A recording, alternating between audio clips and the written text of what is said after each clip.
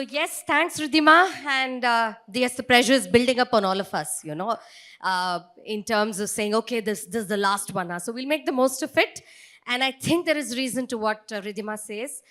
This has been a great event, so I think we should make the most of it. So very quickly, let's respect the brutal buzzer and get our insights out. So this topic, of course, is an extension. I loved Rohit's session here.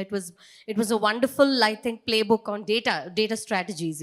So as he said, it was thought leadership at its best. So maybe it gives us a thread to go into. I think some of the three pillars of on which GCCs are built at this moment is about how talent, technology, and strategy comes together.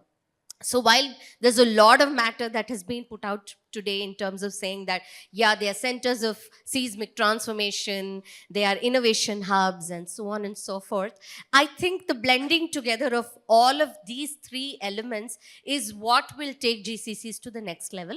Besides, of course, this panel, I have high expectations, will deep dive into what really goes into the specifics of these three elements, which will drive GCCs to the next level, and your respective journeys and contributions to this particular shift, right? So let's quickly get down to understanding the dynamics of it. Thank you so much once again for joining us, and Jinya, look forward to some nice perspectives from your end as well. Let's start off with Rohit here. Rohit, welcome. So you were earlier with Walmart, and then you've I think your role there beautifully has lent itself into your current role, right? So if you could tell us what are some of the milestones that your role in Wayfair Technology Development Center is, and how is it how you're trying to tie the three elements of technology, talent, and strategy? Yours. Thank you. Yes, I think Wayfair is one of the largest home segment e-commerce organization in North America. And my role here was really to start the center up in India from scratch. Wayfair had never had the opportunity. We have no business interests in India. So had never had the opportunity to set up a center in a location which was far away from our headquarters in Boston and our market, which is very largely North America. And the challenge really was to go set up the center in a place which had a very different mindset to it. But having said that, I think the real core aspect of why we came here was talent, right? And that really got us started in India because of the fact that as we are going through a tech transformation within the talent pool or within the technology space that we operate in, we realized one of the largest talent pool availability was in India in general and Bengaluru in particular, because almost 75% of all retail talent resides within the Bengaluru area. So that is where some of the strategic aspect came, is that we are not just the fact that we are able to attract this talent to come work for us, but more importantly, we attract a set of talent that is already trained in the space that we operate in. Supply chain, customer, on supplier side of the world. Even the platform pieces were very important for us. And this is talent that has sort of moved around with some of the largest retail talent or retail organization globally, as well as the likes of Flipkart and everything else which are more homegrown. So as a result of which, we were not just able to get great talent, we were also able to get some of the strategic advantages from them. And then coupled with the fact that some of the partners we work very closely, for example, with Google Cloud, as a result of which we had a very strong set of people within the Google Cloud and Google environment in India as well, which again gave us a lot of elements of localization within the center that we are operating in, that it all came together into a space where in less than, in about 18 to 20 months, we are about a 600 strong organization in India, grew up really, really fast, picking up very, very critical areas for the company. So India fit in, and Bengaluru in particular fit in very well for us. Wonderful. So the interesting thing I take off from what you said is about the fact that you already had trained talent which was readily available in the retail space. So that's a very interesting observation, actually, which also made it possibly easier for you to have a lesser lead time for training. And maybe I'm not sure about the cost advantage. Was there a See, we operate in different talent markets. Like, for example, we have a TDC in Toronto. We have, our headquarters in Boston. We operate in the Bay Area. Depending on which market we operate in, irrespective of the country, the cost is dependent on that particular zone. There's a big difference, for example, between East Coast and West Coast, even in the US. Absolutely. Right? So the cost advantage comes as a natural consequence of what we do. But that was really not the core reason for us to go back and say, just go do this there. Just this talent was, when we originally hired some of the folks who had worked in Flipkart, for example, we were like, oh my God, you know this already, right? It's something that we want to build. That advantage, I think, outweighs the cost advantage, although the cost advantage should never be wished away Yeah, by it any cannot be wished organization. away. But at the same time, I think it feeds very nicely into the other advantages. Absolutely. Thanks for sharing that, Rohit. So, Jinya, welcoming you to this discussion. So, leading the GCC of one of Japan's leading banks. So, what's the journey been like, and what's your specific mandate in terms of talent, technology, and strategy? Thank you so much. Thank you. So we just started our journey for the 5 years, but during the COVID we almost they suspended. So we just restart for the coming 2 years, and we quickly ramping up the headcount. But the one of the big benefit for having a GCC in India, as Rohit Kanji mentioned, the talent base is as he said. Actually, the trained talent is huge, and then one of our challenge in Japan is the Japanese in Japan. The IT talent is, although there are a lot of talent, but we need more. We need more kind of developing cloud and new technologies and the database. So therefore, we need to go to the India to get a right talent in the right place. And then like 5 years back, it's a challenge for a Japanese company to bridge their language barrier. So most of the people in this, they're talking Japanese, and they cannot they manage the kind of English, the base English base. But now, so thanks for the kind of AI or the automated translation. So the more the Japanese they bridge the gap, and the more Indian talent is coming to Japan. They work together and they understand this is the way the Indian is developing the kind of platform. So this is the way Japanese are kind of developing the kind of their strategy. So this communication is more getting smooth.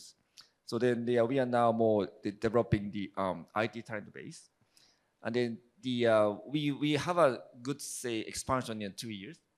The next journey is we are integrate the US, UK, and APAC, and in Tokyo, and then set up the one COE in India. And this development is roll up to the region again.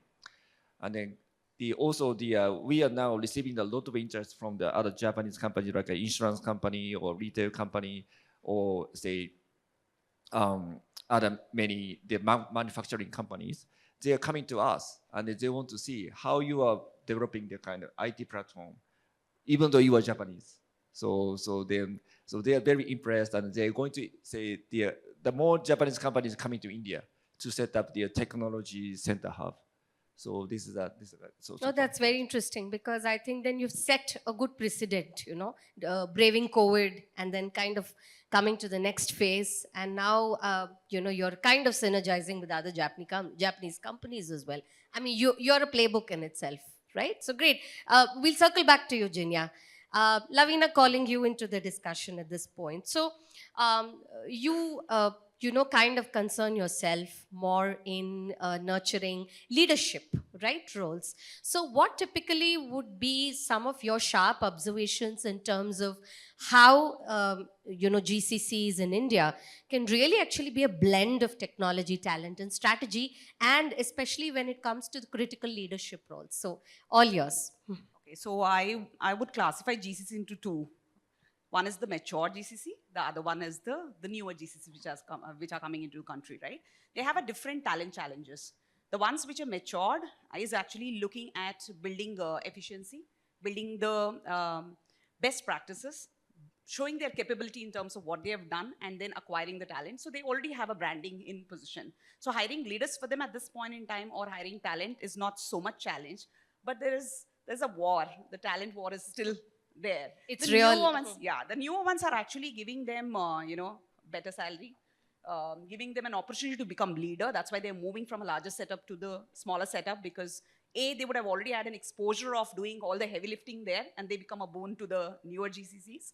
And a lot of talent which actually came from IT services to the GCCs. I mean, a lot of larger IT services firms helped GCCs to be set up here. The initial talent came from there. Now I think, but the kind of quality work that GCCs are doing, we have great talent in the country. I mean, e-commerce is the classic example, where you can get good engineering talent. And they actually, because they're catering to the business within the country or neighboring countries, wherever their products are available. I mean, the decision-making appetite and also to build the talent in itself is already there in them. So for the strategy part, I think I still feel like they're not exposed to that part of it.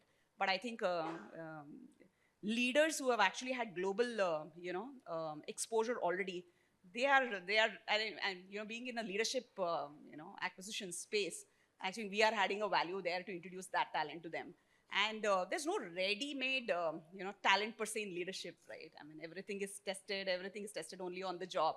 I mean, so what we see is predominantly talent which is wanting to do much more than what they've done before.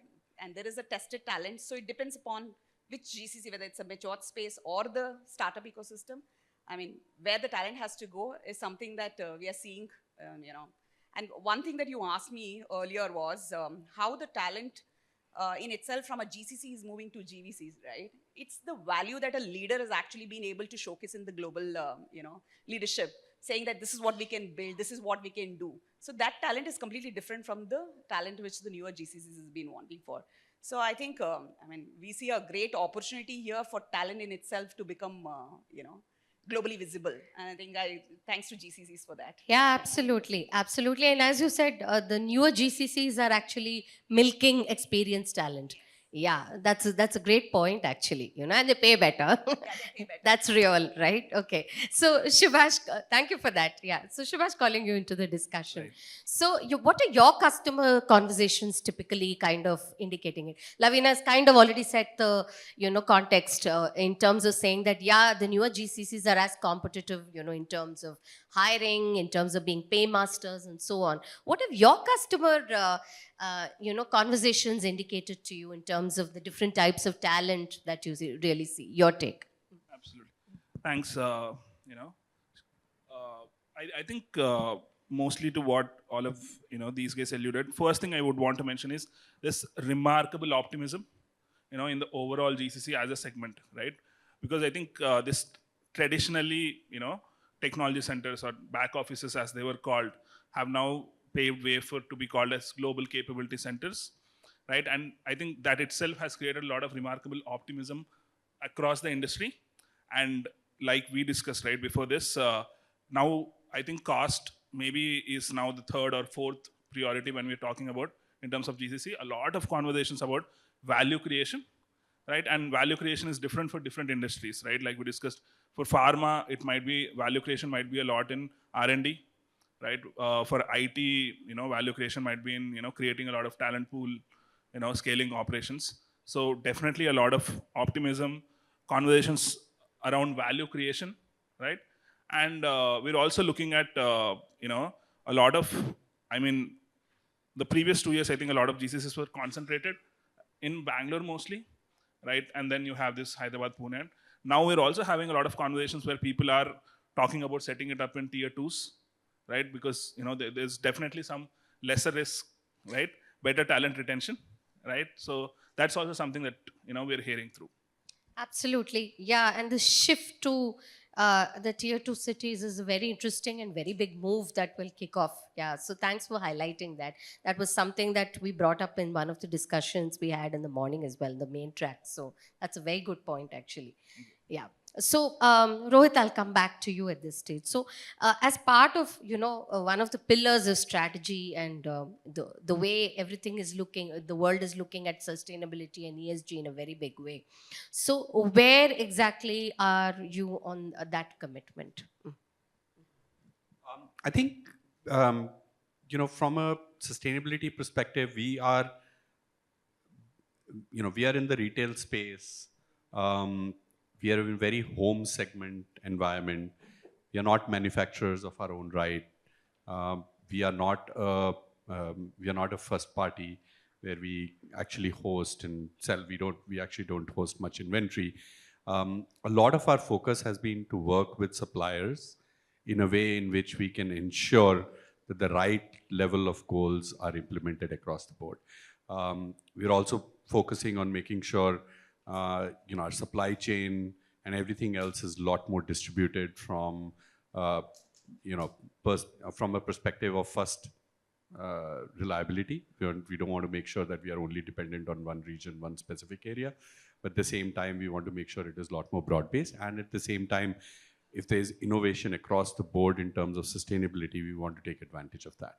And there's a lot of push because our main market is in North America. There's definitely a significant amount of push in that market for stuff that we are doing. So we become sort of the channels that push it from the customer requirement all the way to the suppliers, because we have a huge advantage. We also do a lot of blue water supply chain ourselves. And that, I think, is another area where we focus a lot on to make sure that it is a lot more sustainable for the long haul. Yeah, interesting, actually, and fair point. Yeah. Yeah, and maybe opens up a lot more offline discussions with you eventually to understand this better. Yeah, Absolutely. yeah. So a sequel is due with you, actually. Right. So Jinya, what is your what is typically your commitment to the ESG drive at this moment? Right. Thanks so much. So because we are the financial companies, so they are mostly like I say, the difference from like I say retail. So we do not have a much kind of supply chain, but the key point is kind of data driven. The analysis, how we can say do the more effective finance to the contribute to the ESG. At the same time, so how we can say analyze the data itself in an efficient way across the global. So the GCC in our GCC platform currently centralize all the data relating to the ESG into one place, and they start to say they explore how they can build up their database, which derives the optimal kind of the allocation of the resource to across the globe to make the our enterprise itself is going to be more efficient from the ESG perspective, and then how we can optimize our resource allocation to like a lending or say finance or any equity issuance for the overall the customers who also can contribute to the ESG initiatives. So with this regard, the India GCC is very key platform which should create the COE of how we can say provide a right data set with a good insight to all the say 50 country footprint. Yeah, and that's going to be huge, in terms of a long-term ramification, positive ramification for you, right? Thank you so much. Lavina, coming back to you, you had just kind of broached this whole transition, the shift of the GCCs moving to be GVCs, right? So what are some of the, in your opinion, what are some of the key benchmarks we should be looking at in terms of this shift? I think the capability that leaders are going to build here is going to give them a platform in their global board discussion, saying that how important this has become from there is a shift between a global captive center to global value chain, value that you're adding. Plus it is now innovation centers. I mean, a lot of people are calling it as global innovation centers. They're building the capabilities over here. GICs. Yes, yes. And I think, it purely depends upon the leader's vision, how he or she wants to position that in the global platform. And a lot of leaders that today I was meeting, they were saying that we've been able to make the dent a little bit, but I think there's a lot of push which needs to be required. So leadership within, India is actually, coming from from a mindset where they really want to have a mark in the global footprint. And I think a lot of people are successful in that space. And financial services, retail, these were the early GCCs which actually moved into country, and I think they have done a remarkable job. People have actually moved, leadership talent has actually moved from India to the board positions in the headquarters, wherever they are headquartered. I think there's a lot of learning from there, and slowly I think leaders' vision is very clear that they would definitely want to have a seat on the table at the HO. And I think Absolutely. our Indian GCC talent is definitely going to increase in that part.